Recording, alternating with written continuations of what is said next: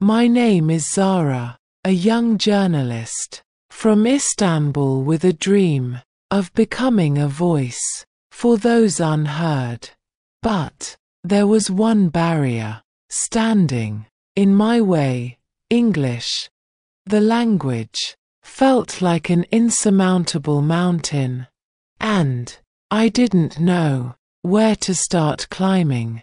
One crisp autumn morning, I found myself on a train heading to a remote town. It was a journey I had taken many times, yet this trip was different.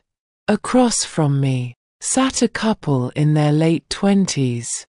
Their laughter and animated conversation filling the air.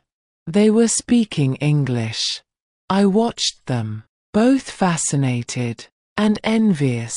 My thoughts raced. What are they saying? Could I ever speak like that? Summoning all my courage, I leaned forward. "Excuse me," I began, my voice shaky.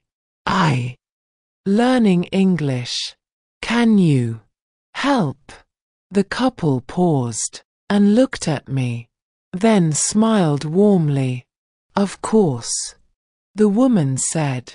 What followed was a stumbling yet delightful exchange. They spoke slowly, using simple words, and I tried my best to respond. Despite my broken English, they understood me, and that small connection lit a fire within me.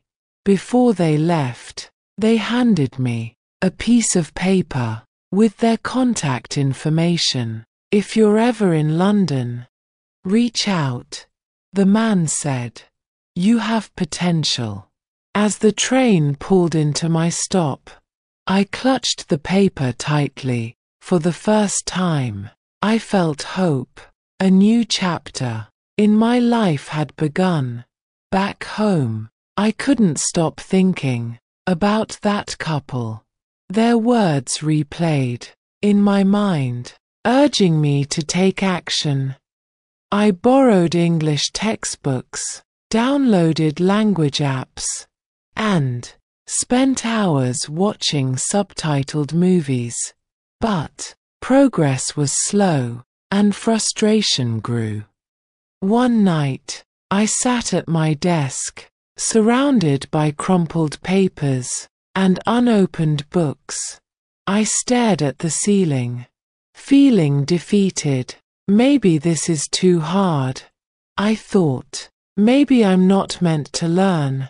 But then, I remembered the couple's encouragement. Their belief in me became my fuel. I needed something bigger, something bold. That's when the idea struck. What if I immerse myself completely? What if I moved to London?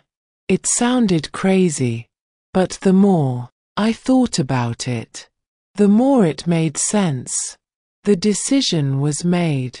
Arriving in London was both exhilarating and terrifying. The city buzzed with life, and everywhere I turned, I heard English. It felt like stepping into a foreign film. I rented a small room in a shared apartment and enrolled in an English language school. My first day was a whirlwind. I met students from around the world, and, most importantly, Emma, our teacher. She was a lively woman, with an infectious passion for teaching. "Forget about memorizing textbooks," she said, clapping her hands for emphasis. "Language is alive. Use it, feel it, and make it your own." Her unconventional methods intrigued me. We played games, acted out scenes, and even sang songs. Slowly, I began to shed my fear of speaking. One weekend, while wandering through a market, I stumbled upon a curious bookstall. Among the dusty tomes was an old, leather-bound book titled Echoes of the Tongue. The vendor, an elderly man with a mysterious aura, smiled as I picked it up. "This book chooses its readers," he said cryptically. "It's meant for those seeking their voice." Intrigued, I bought the book and spent the evening exploring its pages. Inside were exercises unlike anything I'd seen, thinking aloud, storytelling, and even imagining conversations with historical figures. The book felt magical, as though it held secrets to mastering any language. I began practicing its techniques daily, and my confidence soared. One rainy evening, Emma introduced us to the shadowing technique. She played a recording of a native speaker and asked us to mimic their speech in real time. At first, it was chaotic. My tongue stumbled over words, and I couldn't keep up. But with practice, I started to feel the rhythm of the language. By the end of the week, I could mimic entire sentences seamlessly. One night, I stayed up late, shadowing dialogue from my favorite TV show. The next day, my classmates noticed the improvement. "Your pronunciation is so much better," one of them said. Encouraged, I doubled down on my efforts, spending hours perfecting my accent. Months later, during a class discussion, we were asked to share our dreams. I hesitated, but decided to tell my story about the couple on the train and the old book. To my surprise, my classmates were captivated. Elena, one of my peers, shared her own story of learning English through journaling. Inspired, we formed a language club where we practiced storytelling, shadowing, and even role-playing real-life scenarios. Our club's activities caught the attention of the school, and we were invited to perform at a storytelling event.